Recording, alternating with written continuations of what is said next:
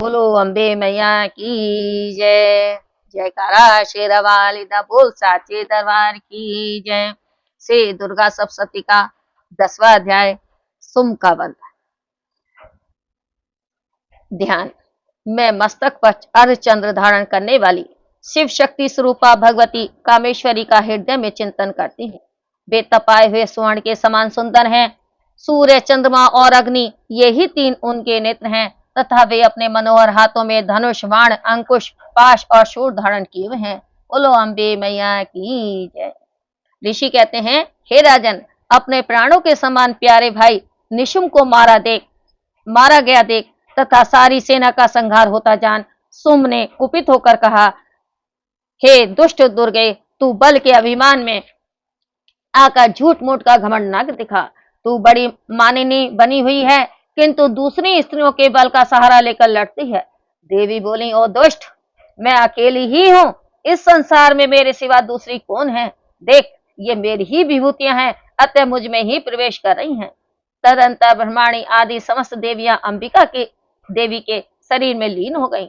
उस समय केवल अंबिका देवी ही रह गईं। देवी बोली, मैं अपनी ऐश्वर्य शक्ति से अनेक रूपों में यहाँ उपस्थित हुई थी, उन सब रूपों को मैंने समेट लिया। अब अकेली ही युद्ध में खड़ी हूँ, तुम भी स्थिर हो जाओ। ऋषि कहते हैं, तदंतर देवी और सुम दोनों में सब देवताओं तथा दानवों के देखते देखते भयंकर युद्ध छिड़ गया। बाणों की वर्षा तथा तीखे शस्त्रों एवं दारुण अस्त्रों के प्रहार के कारण उन दोनों का युद्ध सब लोगों के लिए बड़ा भयानक प्रतीक हुआ। उस समय अंबिका देवी ने जो सैकड़ों दिव्य अस्त्र छोड़े, उन्हें दैत्यराज सुम ने उनके निवारक अस्त्रों द्वारा काट डाला। इसी प्रकार सुम ने भी जो दिव्य अस्त्र चलाए, उन्हें परमेश्वरी ने भयंकर हुंकार के शब्द के उच्चारण आदि द्वारा खिलवाड़ में ही नष्ट कर डाला। तब उस असुर ने सैकड़ों बाणों से देवी को आच्छादित कर दिया। यह देख क्रोध में भरी हुई देवी ने भी बाण मारकर उसका धनुष काट डाला। धनुष कट जाने पर फिर दैत्यराज ने शक्ति हाथ में ली, किंतु देवी ने चक्र से उसके हाथ की शक्ति को भी काट गिराया। तत्पश्चात दैत्यों के स्वामी सुम ने 100 चांदन वाली चमकती हुई ढाल और तलवार हाथ में ले उस समय देवी पर धावा किया।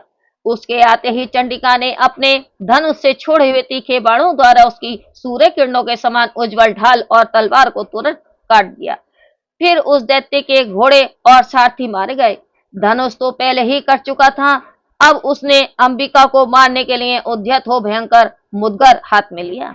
उसे आते देख देवी ने अपने तीक्ष्ण बाणों से उसका मुदगर भी काट डाला। इस पर भी वह असुर मुक्का तान कर बड़े वेग से देवी की ओर झपटा। उस दैत्यराज ने देवी की छाती में मुक्का मारा, तब उन देवी ने भी उसकी छाती में एक चांटा जड़ दिया।